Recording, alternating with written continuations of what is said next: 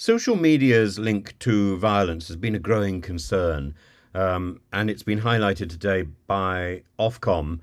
Uh, its findings into violent disorder in England and Northern Ireland during the summer of this year of 2024. And the disorder sparked by disinformation following the Southport stabbings is a powerful case study in the role that social media plays in fueling unrest.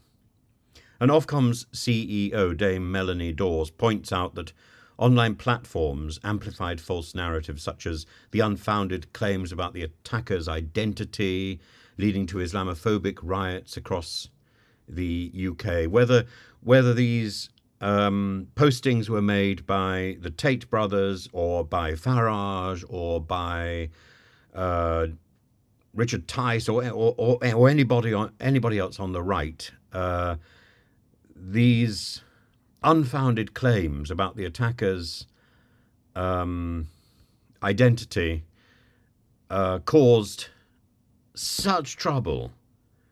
Now, there's a distinction between the words which are said and the actions which are played out. And of course, rioting, by definition, is something which is extreme and to be utterly condemned. The Riot Act, to read the Riot Act, which, if you remember, the only text which we've got of Shakespeare in Shakespeare's hand is Thomas More's speech about the Riot Act, and it's about people protesting about immigration.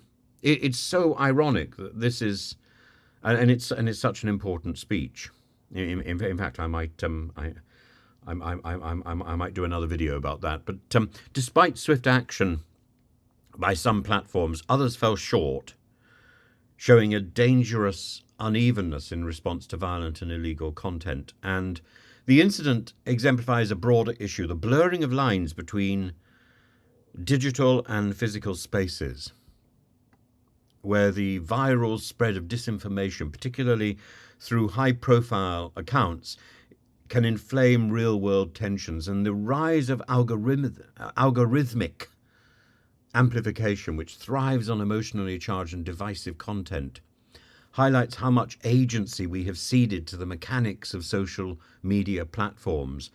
What Dawes calls the role of virality in crises allows these platforms to act as unregulated oracles, shaping public discourse and even instigating disorder. I think this is literally the flip side of the reality TV coin. And again, you come back to this issue of a loss of agency, ceding your agency to the other, whether that is in the case of reality TV to the producer or to what you think the audience wants to hear, or in this case to these social media organs on whom people rely as if they're relying on angels or God.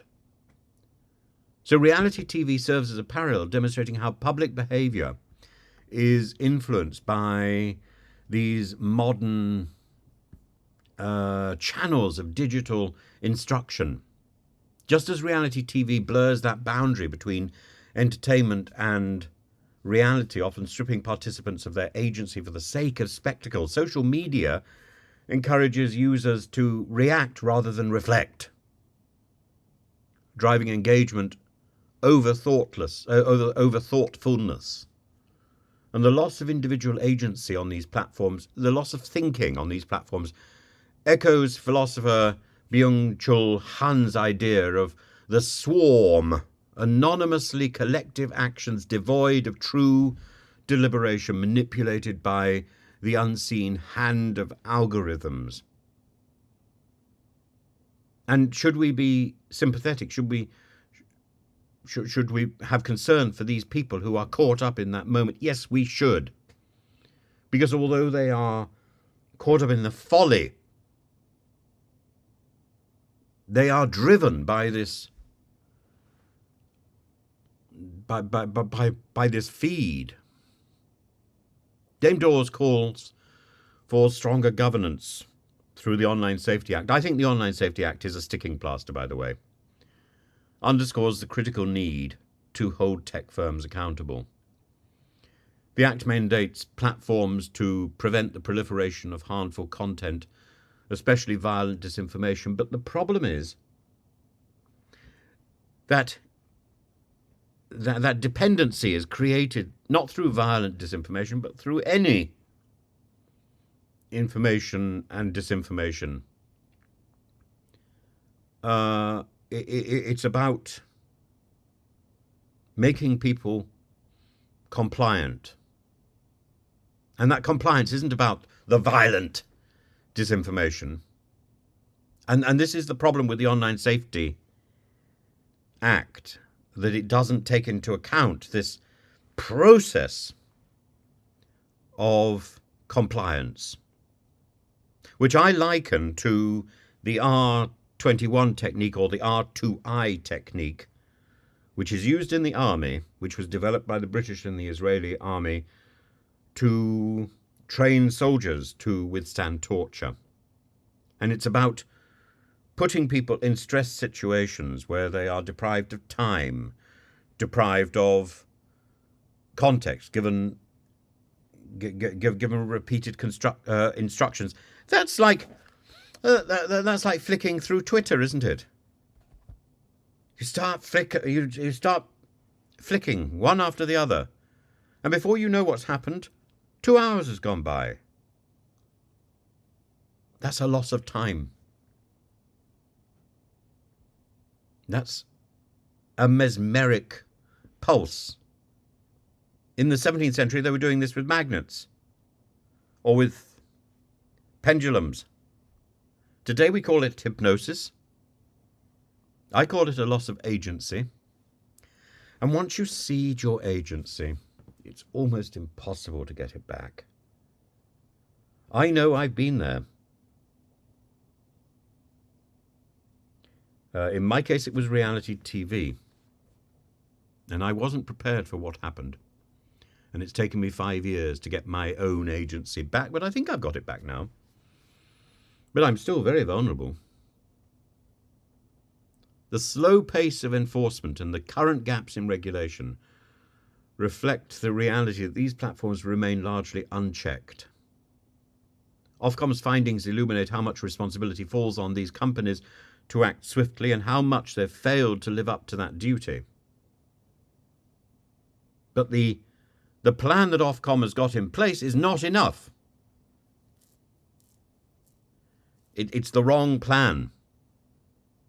The only way to deal with this is education, not regulation. What remains is a stark question of our dependence on these digital platforms, both for information and interaction. This is a drug. And as with tea, you can regulate a drug. But if it gets out of control, you have to stop it completely. In relying on these vast impersonal systems for social cohesion, we risk becoming more reactive, less autonomous.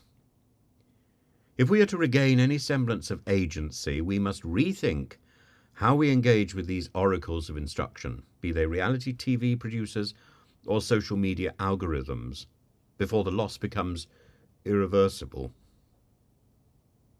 The link between social media and violence, as articulated by Ofcom today, is not just about platforms being facilitators of harm, but about their role in shaping human behaviour itself. It's a reminder of the profound influence these systems have over public consciousness and the urgent need for a more robust, swift, and effective measure to control their reach.